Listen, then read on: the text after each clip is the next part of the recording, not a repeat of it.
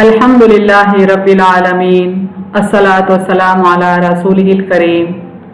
السلام علیکم ناظرین اکرام۔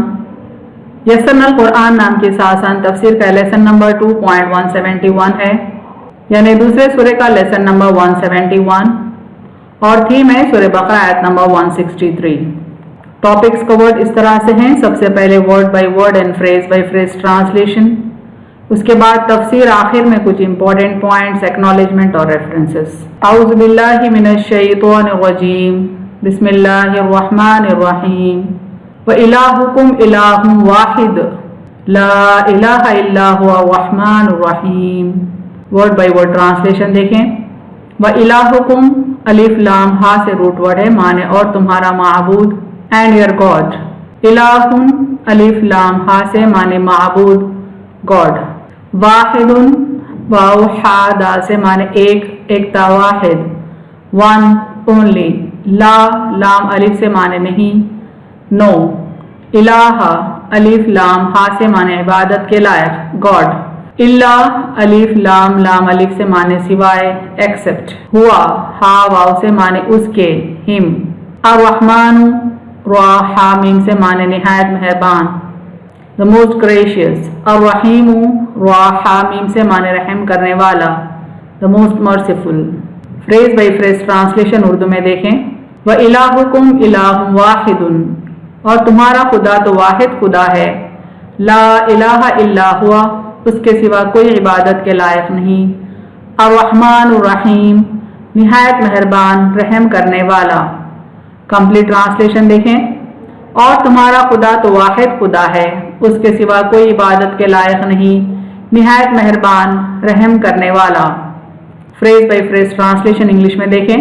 وَإِلَٰهُكُمْ إِلَٰهٌ وَاحِدٌ and your God is only one.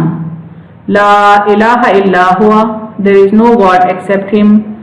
الرحمن الرحیم، the most gracious, the most merciful۔ Complete translation دیکھیں۔ and your God is only one, there is no God except him, the most gracious, the most merciful۔ تفسیر آیت دیکھیں۔ یہ آیت قرآن حکیم کی عظیم ترین آیتوں میں سے ہے۔ اس کے پہلے ٹکڑے میں توحید کا ثبوت ہے، دوسرے میں شرک کی نفی ہے، اور تیسرے میں وحدانیت کی دلیل ہے۔ یعنی قرآن کی جو آیتیں ہیں ان میں یہ آیت بہت ہی بڑا میسیج رکھتی ہے اپنے آپ میں، اور اس میں 3 حصے ہیں۔ پہلا جو حصہ ہے وہ توحید پر مبنی ہے، دوسرے میں اللہ تعالیٰ شرک کی نفی کرتے ہیں، اور تیسرے حصے میں اللہ تعالیٰ وحدانیت کی دلیل دیتے ہیں کہ وہ رحمان و رحیم ہے۔ یعنی جب اس کی وسیع رحمت پر تمہارے وجود، تمہاری بقا اور تمہاری نشو و نما اور تمہارے آرام و راحت کا دار و مدار ہے، تو اس کے علاوہ اور کون ہے جو الہ یا معبود بننے کا حقدار ہو۔ یعنی انسان کو اس نے پیدا کیا، تمام ضروریات وہ پوری کرتا ہے، اور اس قدر رحمان و رحیم ہے کہ سارے انسانوں کے غلط اعمال کو درگزر کرتے ہوئے بھی وہ ہوا، پانی، روشنی، غذا کا انتظام کرتا ہے۔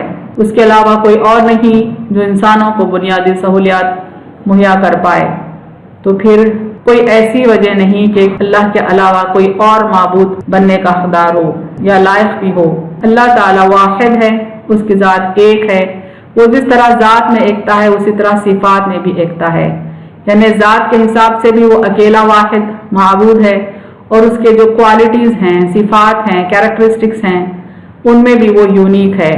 مثلا اس کا علم دوسروں کے علم کی طرح نہیں، اس کا علم ذاتی ہے اور لامحدود ہے، یعنی اس کے پاس انفائنائٹ نالج ہے، انفائنائٹ وزڈم ہے، جبکہ بندوں کا علم محدود ہے، اور وہ بھی اس کا یعنی اللہ کا عطا کیا ہوا ہے۔ اس کی حیات دوسروں کی حیات کی مانند نہیں، وہ اول سے ہے اور آخر ہے، اس کے برعکس مخلوق فانی ہے، اور فانی مخلوق کو حیات دینے والا بھی اللہ ہی ہے۔ اس کی قدرت بھی اپنی نوعیت میں ایکتا ہے، یعنی اس کی قدرت، اس کے ایبلٹیز بھی یونیک ہیں، وہ ہر چیز پر قادر ہے، یعنی اللہ تعالیٰ ہر کام کرنے پر قادر ہے، جبکہ مخلوق کمزور اور محتاج ہے۔ ہر کام کے لیے مخلوق کو اللہ پر منحصر رہنا پڑتا ہے۔ یہاں خطاب تمام انسانوں سے ہے۔ اللہ نے ہر دور میں یہی بنیادی پیغام یعنی پیغام وحدانیت ہر نبی سے ہر امت کے لیے بھیجا ہے۔ وقت کے گزرنے کے ساتھ ساتھ اللہ کا پیغام لوگوں نے بدل دیا۔ اس طرح یوں تقریباً ہر مذہب کے لوگ غیر اللہ کی پرستش کرنے لگے۔ یعنی ہر نبی نے تو ایک ہی پیغام اپنی امت تک پہنچایا کہ اللہ واحد ہے، لیکن وقت کے گزرنے کے ساتھ ساتھ شر پسند لوگوں نے اللہ کے پیغام میں، اللہ کی کتابوں میں ملاوٹ کر دی، کنٹامنیٹ کر دیا، تو لوگ غیر اللہ کی پرستش کرنے لگے، اللہ کے علاوہ دوسروں کی پوجا کرنے لگے۔ اللہ نے آخر میں محمد صلی اللہ علیہ وسلم کو مبعوث فرمایا اور قرآن کو نازل کیا۔ قرآن کا بھی اہم ترین اور بنیادی پیغام وہی ہے جو پچھلے پیغمبران اسلام نے دیا تھا، یعنی کہ وَإِلَٰهُكُمْ إِلَٰهٌ وَاحِدٌ لَا إِلَٰهَ إِلَّا هُوَ الرَّحْمَٰنُ الرَّحِيمُ، اور تمہارا خدا تو واحد خدا ہے، اس کے سوا کوئی عبادت کے لائق نہیں، نہایت مہربان رحم کرنے والا۔ ہر پیغمبر نے وحدانیت کا پیغام پہنچایا۔ قرآن میں اللہ تعالیٰ فرماتے ہیں کہ ہر امت کے لیے ہم نے ہادی بھیجے ہیں، یعنی ہدایت کرنے والا بھیجا ہے۔ چند مثالیں ہم قرآن سے لیتے ہیں۔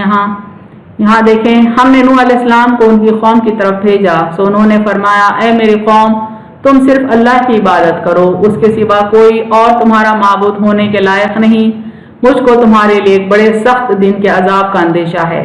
یہاں دیکھیں حضرت ہود علیہ السلام کی مثال۔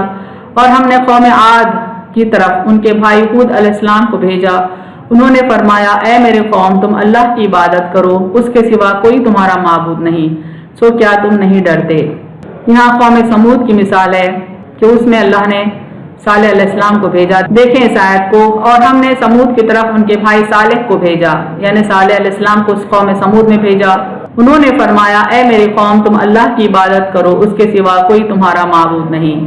مزید ایک مثال دیکھیں، اور ہم نے مدین کی طرف ان کے بھائی شعیب علیہ السلام کو بھیجا، انہوں نے فرمایا اے میری قوم، تم اللہ کی عبادت کرو، اس کے سوا کوئی تمہارا معبود نہیں۔ تو ان آیات سے کلیئر ہو گیا کہ اللہ نے ہر قوم میں پیغمبر صرف ایک ہی پیغام کے ساتھ بھیجا کہ اللہ واحد ہے، اس کے علاوہ کوئی معبود نہیں ہے۔ الہ معبود کے معنوں میں استعمال ہوا ہے قرآن میں۔ مزید دیکھیں وَمَا مِنْ إِلَٰهٍ إِلَّا اللَّهُ وَإِنَّ اللَّهَ لَهُوَ الْعَزِيزُ الْحَكِيمُ، اور کوئی معبود ہونے کے لائق نہیں بجز اللہ تعالیٰ کی، اور بلا شبہ اللہ تعالیٰ ہی غلبہ والے، حکمت والے ہیں۔ شہد اللہ انہ لا الہ الا هو والملائکۃ واولو العلم قائما بالقسط لا الہ الا هو العزیز الحکیم، گواہی دی اللہ نے اس کی کہ بجز اس کے کوئی معبود نہیں، یعنی جب اللہ ہی گواہی دیتا ہے کہ اس کے علاوہ کوئی معبود ہی نہیں، تو پھر اس سے بڑی گواہی کوئی اور دے ہی نہیں سکتا، کیونکہ اللہ کا علم لا متناہی ہے، انفائنائٹ ہے۔ انفائنائٹ علم کی بنیاد پر وہ گواہی دیتا ہے کہ اس کے علاوہ کوئی معبود ہی نہیں، اور فرشتوں نے بھی اور اہل علم نے بھی، یعنی گواہی اللہ بھی دیتا ہے، فرشتے بھی دیتے ہیں، اور تمام وہ لوگ جو اہل علم ہیں، یعنی انسان چاہے کوئی مذہب سے تعلق رکھتا ہو، اگر وہ اہل علم ہے تو یہ بات جانتا ہے کہ اللہ ہی واحد خدا ہے۔ یہ اور بات ہے کہ اس بات کو زبان سے اقرار نہ کرے اور لوگوں میں اس کی تعلیم نہ کرے، اللہ کے پیغام سے وہ ڈیزانیسٹی کرے، یہ باتیں اور ہیں، لیکن ہر اہل علم، ہر انلائٹنڈ پرسن یہ بات جانتا ہے کہ اللہ واحد ہے اور اللہ کے علاوہ کوئی خدا نہیں، اور معبود بھی وہ اس شان کے ہیں کہ اعتدال کے ساتھ انتظام رکھنے والے ہیں، ان کے سوا کوئی معبود نہیں، وہ زبردست حکمت والے ہیں۔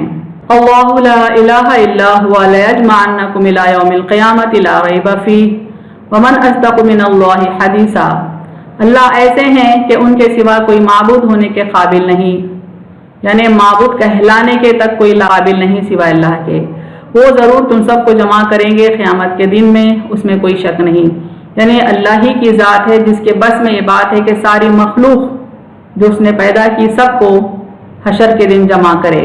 اگر کوئی اور خدا ہوتا تو پھر اللہ کے لیے ممکن نہ ہوتا، بلکہ صرف اور صرف اللہ ہی کے لیے بات ممکن ہے کہ سارے مخلوق کو حشر کے دن اپنے ہاں حاضر کرے، اور خدا تعالیٰ سے زیادہ کس کی بات سچ ہوگی، یعنی جب اللہ ہی اعلان کرتا ہے کہ اس کے سوا کوئی معبود نہیں، تو پھر کسی اور کی بات سچ کیسے ہوگی جو اللہ کے علاوہ کوئی اور معبود مقرر کرتا ہے۔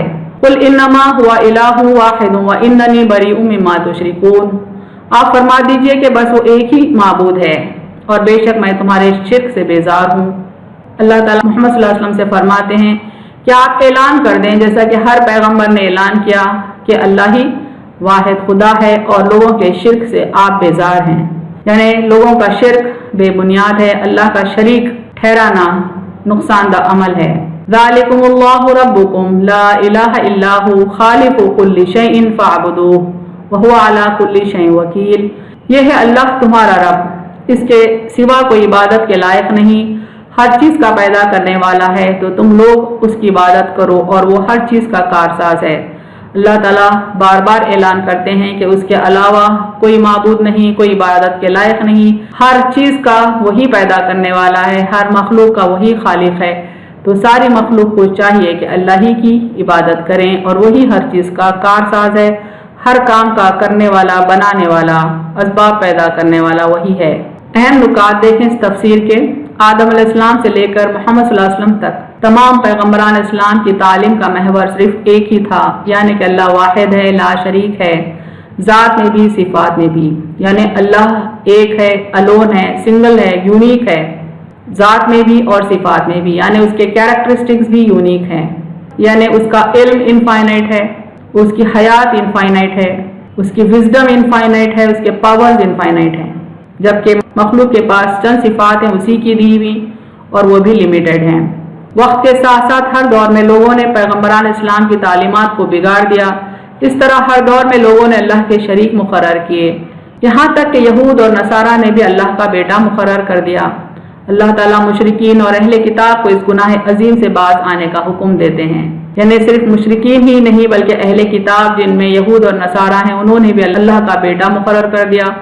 نصارہ نے عیسیٰ علیہ السلام کو اللہ کا بیٹا مقرر کر دیا تو یہود نے عزیر علیہ السلام کو اللہ کا بیٹا مقرر کیا۔ اللہ تعالیٰ مشرکین اور تمام اہل کتاب کو اس گناہ عظیم سے باز آنے کا حکم دیتے ہیں۔ قرآن میں اللہ تعالیٰ فرماتے ہیں لا تقولوا علی اللہ الا الحق، اور خدا تعالیٰ کی شان میں غلط بات مت کہو، یعنی اتنا بڑا جھوٹ، اتنا بڑا بہتان اللہ کی ذات پر مت لگاؤ، جو حق ہے وہی اللہ کے تعلق سے کہو۔ حق یہ ہے کہ بے شک اللہ واحد ہے۔